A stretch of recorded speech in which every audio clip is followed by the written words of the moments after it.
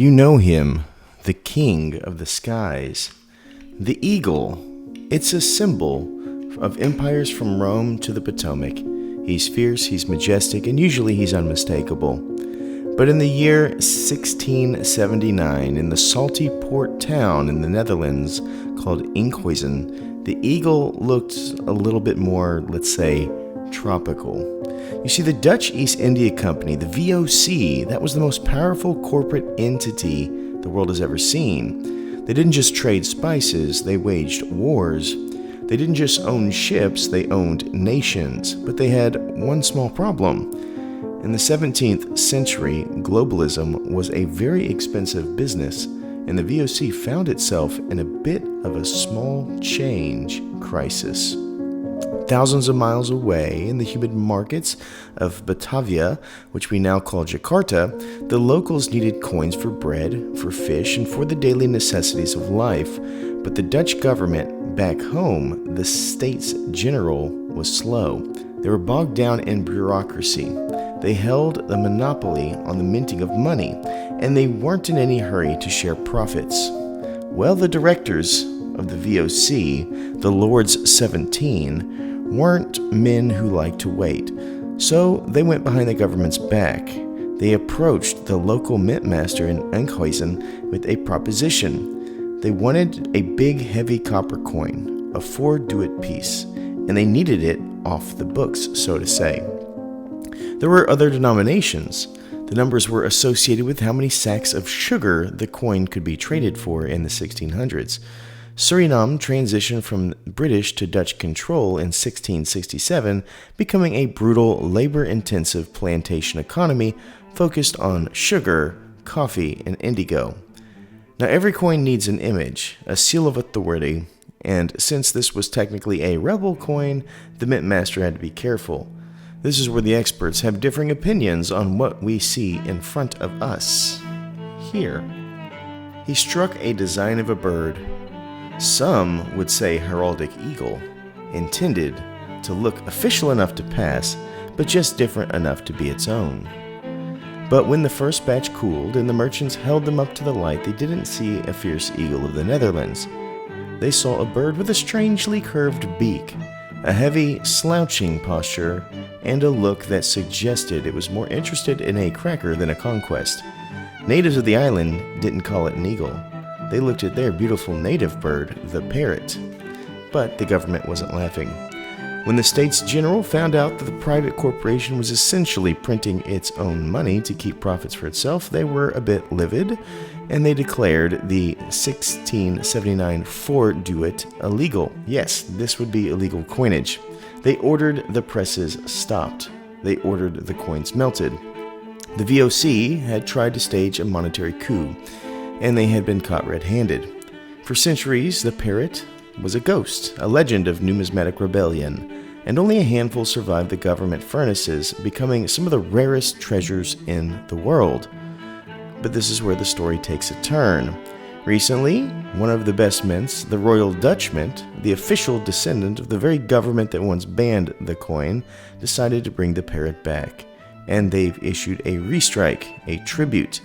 And the collectors are asking, is it a coin or is it a token? Well, if you can't spend it at the grocery store, the law says it's a token. But if it's struck by official mint, using the history of a corporate rebellion, some say it's more real than the paper in your wallet. We remember the Dutch East India Company for its spices, its silk, and its ruthlessness. But we should also remember it for the time it tried to outsmart a government, only to be undone by a bird that couldn't quite keep its beak straight. The illegal parrot of 1679, a bird that was supposed to be a king, ended up a rebel. Really a unique piece of history, but is it right for your collection? Well, we're going to place it on our 60-point scale to see. We have here on the obverse what looks to be a parrot weighing down the trunk of a sapling. Originally made of copper and about 20 millimeters in diameter, the coin features a bird perched on a branch with 1 to 4 leaves, indicating the coin's value. While the reverse of this coin was often blank or adorned with a decorative cocoa tree, the number at the 12 o'clock position, right here, represents 1, 2, and 4 pounds of sugar, in this case 4. with each pound equalizing 1 stoiver, which was 5 cents. To make these values easy to recognize, the coins use visual cues: a branch with 1 leaf for 1 stoiver, 2 leaves for 2 stoivers, and 4 for 4. The carefully crafted restrike honors Suriname's rich history and its milestone of 50 years of independence. Some might say this is a basic design on today's standards, but these are not today's standards. These are the standards of exploration during the Baroque period. This is an exact restrike with the exception of the year, which in this case is 2025. This is a legend of history. This is a numismatic bucket list coin, and it is beyond rare. I scored a 10. Moving to the reverse, we have once again the classic design from the original coin. This is an ornamented tree upon water. My best bet is it is a Suriname cherry tree, but I have nothing but speculation on the species. I love that the tree and the water are just as designed from an era gone by.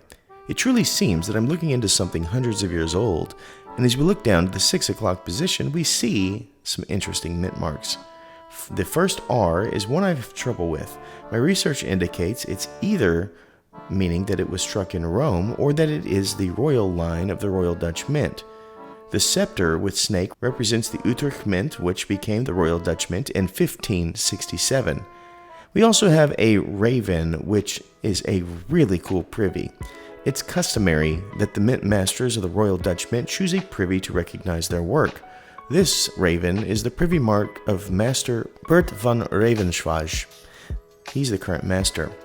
It's such a cool historic scene. I scored a 10. Cultural significance is where we go next. This category is designed to rank the significance of the coin in the issuing nation, as coins, in many ways, should tell the story of a people of that issuing nation.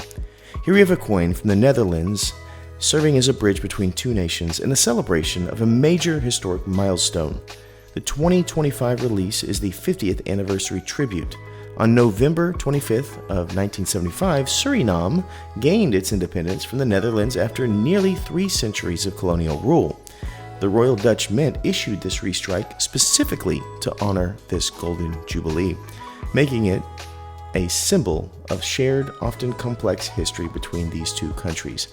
The Parrot Duet represents the very beginning of the Suriname monetary system. In the late 1600s, there was no official metal money in the colony. This is a beautiful connection and is steeped in the history tying Suriname to the Netherlands, and it scores a 10. We move now to collectability. We have one of the most sought-after island coins in numismatics brought to us in Bullion. It tells a rich story of two peoples and has such a unique design. The mintage is low, and the coin hails from one of the best series, in my opinion, in all Bullion, and that is the restriking of historic legendary coins. It has become a series that the Royal Dutch Mint always knocks out of the park. Is it a kookaburra? No, but only because the exposure of the significance of this coin is something most seeking interest in bullion pieces is not aware of. To the trained eye, it's wildly collectible and scores a 9, bringing us to our last area, uniqueness. What a unique story this coin tells. The original version is legendary due to its uniqueness. This restrike is nonetheless unique in the world of bullion.